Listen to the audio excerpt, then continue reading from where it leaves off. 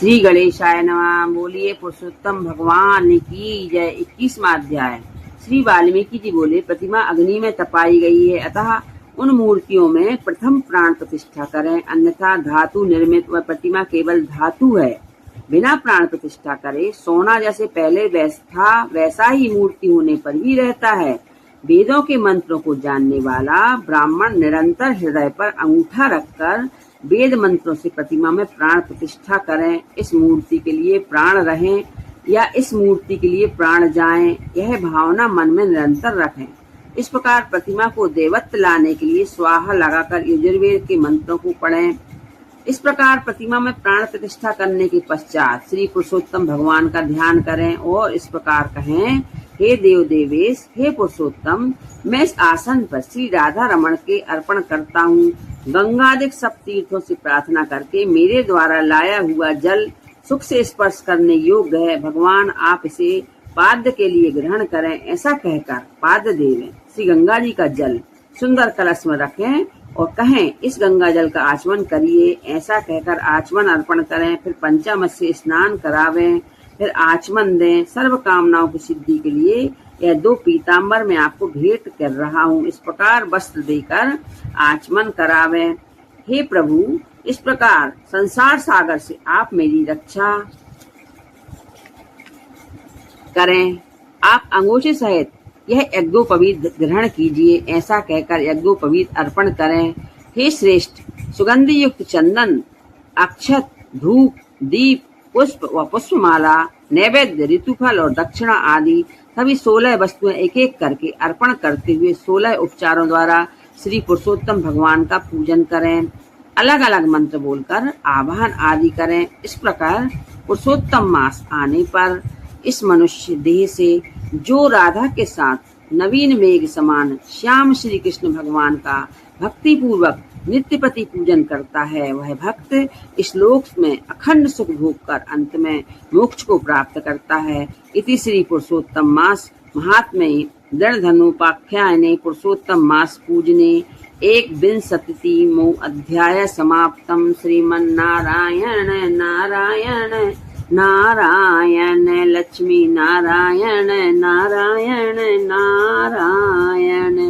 श्री गणेशाय नमः। बोलिए पुरुषोत्तम भगवान की जय। 22वां अध्याय।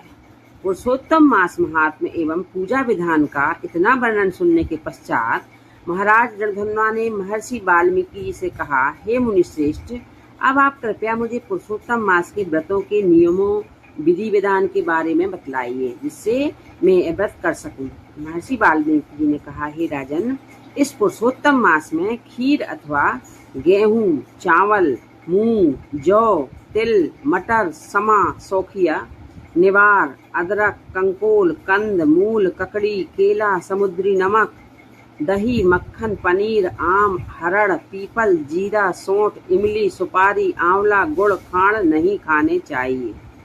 अवश्य अन्य अर्थात ऐसा भोजन जो तेल में ना पकाया गया हो व्रती को खाना चाहिए।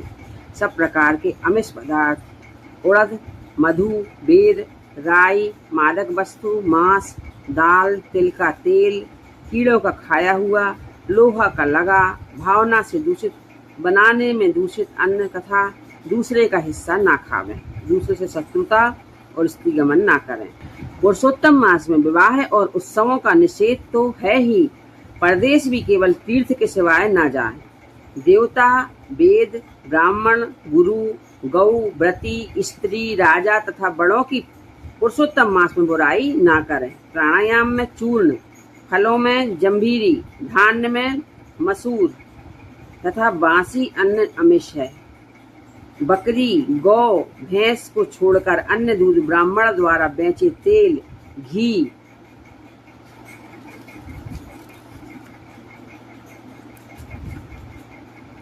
आदि रस पदार्थ, मिट्टी से पैदा हुआ नमक, तांबे के बर्तन में रखा हुआ दूध, दही, घी, चमड़े के पात्र का जल, अपने ही लिए हुए बनाए हुए अन्न को पंडित लोग अमिष कहते हैं। ऐसे भोजन भी नहीं करने चाहिए। पुरुषोत्तम व्रती ब्रह्मचर्य पालन कर धरती पर सोवे, पत्तल में भोजन करे, सायंकाल केवल एक बार भोजन करे रजस्वला स्त्री, मलेच्छ, पतित और संस्कारहीन व्यक्तियों से वार्तालाप न करें तथा इन लोगों और सूतकियों का अन्न एवं दोबारा गर्म किया हुआ जला अन्न न खाएं। प्याज, लहसुन, मुस्ता, छत्रक, छतौना, गाजर, मूली, बथुआ भी व्रती न खाएं।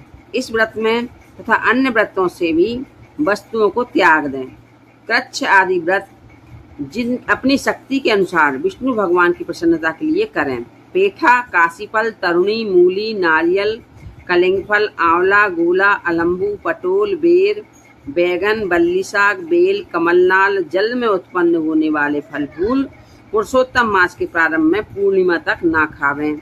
गृहस्थ हमेशा रविवार को आंवला ना खावें। पुरुषोत्तम मास में जो वस्तु त्याग करें और पुरुषोत्तम भगवान की प्रसन्नता के लिए ब्राह्मण को दान करके खाना प्रारंभ करें। हे राजन, नियम के बिना कोई फल नहीं होता है। पुरुषोत्तम मास का व्रत शक्ति हो तो बास रहकर करें अथवा घी या दूध पीकर रहें। व्रती पुरुष फलाहार करके रहें। जैसे भी व्रत भंग ना हो उसी प्रकार व्रत करें। प्रातःकाल उठकर नित्य कर्म के फिर श्री कृष्ण को हृदय में स्मरण करके भक्ति पूर्वक नियम धारण करें। श्रीमद् भागवत की कथा इस मास में सुने। इसके पुण्य को ब्रह्मा भी नहीं कह सकते हैं। श्री पुरुषोत्तम मास में लाख दल तुलसी से सालग्राम भगवान का पूजन करने से अनंत पुण्य और मोक्ष प्राप्त होता है। पुरुषोत्तम मास में स्नान, नियमानुसार व्रत, भगवान का पूजन करने वाले पुरुष को देखकर यमदूत उसी प्रकार भागते हैं जिस प्रकार सिंह को देखकर हाथी भागते हैं। इस मास का व्रत सैकड़ों यज्ञों से भी श्रेष्ठ है। पृथ्वी में जितने तीर्थ हैं वह देवताओं सहित व्रती मनुष्य के शरीर में निवास करते हैं। खोटे स्वप्न, दरिद्रता, काया, मन और वाणी के खोटे कर्म पुरुषोत्तम व्रती के नष्ट हो जाते हैं। पुरुषोत्तम व्रती जहाँ भी रहते हैं वहाँ भूत प्रेत पिशाच उनके सामने नहीं ठहरते। हरि भक्त जब निश्चल होकर पुरुषोत्तम की सेवा में होते हैं तब इंद्रादि देवता पुरुषोत्तम की प्रसन्नता के लिए उनकी रक्षा करते हैं और मात्र इस एक मात्र के व्रत और पूजा से व्यक्ति मुक्ति का सहज अधिकारी बन जाता है। इति श्री पुरुषोत्तम मास महात्म्ये दर्धन्योपाख्याने पुरुषोत्तम व्रत नियम कथन नाम 22 अध्याय समाप्तम। श्रीमन्नारायण नारायण नारायण श्रीमन्नारायण नारायण नारायण।